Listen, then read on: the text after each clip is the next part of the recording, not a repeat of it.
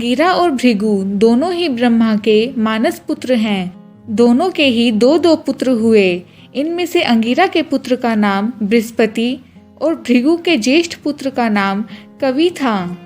समय पर दोनों बालकों का यज्ञोपवीत संस्कार हुआ। अंगिरा और भृगु में मैत्री थी। दोनों महर्षियों ने परस्पर चर्चा की। हम दोनों में से एक को इन दोनों बालकों की शिक्षा का दायित्व लेना चाहिए, जिससे दूसरे को आराधना का अवसर मिल जाए। अच्छी बात है, अंगिरा ने कहा, मैं कवि को भी अपने पुत्र के समान ही पढ़ाऊंगा। वह मेरे पास सुखपूर्वक रहे। भृगु ने इसे स्वीकार कर लिया। अपना पुत्र अंगिरा को सौंप करके वे आराधना करने चले गए, किंतु अंगिरा कवि की तीव्र बुद्धि से संशक हो गए। उन्हें शीघ्र ही पता लग गया कवि उनके पुत्र जीव की अपेक्षा अधिक बुद्धिमान और प्रतिभाशाली हैं। इसलिए वे अपने पुत्र को पृथक पढ़ाने लगे और कवि को पृथक। कवि को वे कम पढ़ाते थे, अपने पुत्र को अधिक। यह क्रम बहुत दिनों तक चला, लेकिन विद्या का मुमुक्षु कवि इससे असंतुष्ट होकर एक दिन अंगिरा से बोला, गुरुदेव, आप मुझे पढ़ाने में वैमनस्य रखते हैं। मुझे आशा नहीं रह गई है कि आप मुझे संपूर्ण विद्याएं प्रदान करेंगे। अतएव आप मुझे अन्य गुरु के पास जाने की आज्ञा दें। मैं आपको नमस्कार करता हूँ। तुम किसी भी अन्य गुरु की शरण ले सकते हो। अंगिरा ने आज्ञा दे दी। वे समझते थे कि कवि को और कोई भी गुरु उतनी शिक्षा नहीं दे सकता जितने वे अपने पुत्र बृहस्पति को दे देंगे।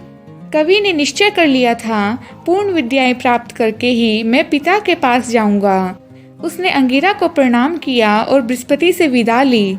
वहां से चल पड़ा, लेकिन उसके मन में यह प्रबल चिंता उठी, पूर्ण विद्यादाता गुरु कौन हैं? कौन मुझ पर कृपा करेंगे? कवि महर्षि गौतम के आश्रम पर आए। उन्होंने महर्षि से पूछा, मेरे गुरु कौन हो सकते हैं जो तीनों लोकों के गुरु हों? मैं उन्हीं के पास जाऊंगा। जगत गुरु तो भगवान शंकर हैं, गौतम ने कहा। तब तुम उन्हीं की शरण लो। गौतम के कहने से कवि ने गौतमी के तट पर आकर भगवान शिव का पूजन किया। उनकी स्तुति करने लगे।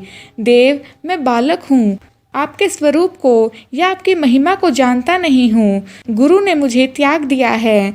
मैं असहाय हूँ। मेरा कोई सुहृदय नहीं है। आप अनाथ नाथ हैं, अशरण शरण हैं। यह सुनकर आपकी शरण में आया हूँ। विद्या के लिए मैंने आपकी शरण ग्रहण की है। आप मुझ अबोध पर दया करें।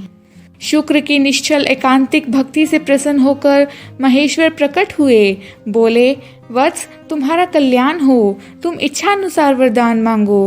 अंजलि बांधकर साशुलोचन कवि ने कहा, ब्रह्मादिक ऋषियों को भी जो विद्या प्राप्त नहीं है, मैं ऐसी विद्या की आपसे याचना करता हूँ। आप ही मेरे गुरुदेव एवं आराध्य हैं। शिव ने कवि को लौकिक एवं वैदिक विद्याएं सभी प्रदान की। कवि ने पुनः अंजलि बांधकर प्रार्थना की, विद्याओं के और ज्ञान के भी साक्षात स्वरूप परमाधिष्ठान प्रभो, यदि आप मुझ पर प्रसन्न हैं तो मेरे लिए शेष क्या रहता है? फिर भी मैं मृत प्राणियों को संजीवित कर देने वाली विद्या चाहता हूँ। महेश्वर ने कवि को संजीवनी विद्या प्रदान की। इसे प्राप्त करके वह पिता के पास लौट आया। दैत्यों ने उन्हें अपना गुरु वरण किया। गौतमी के तट पर जहाँ शुक्र ने आराधना की थी, उनकी आराधना स्थली को शुक्र तीर्थ कहा जाता है।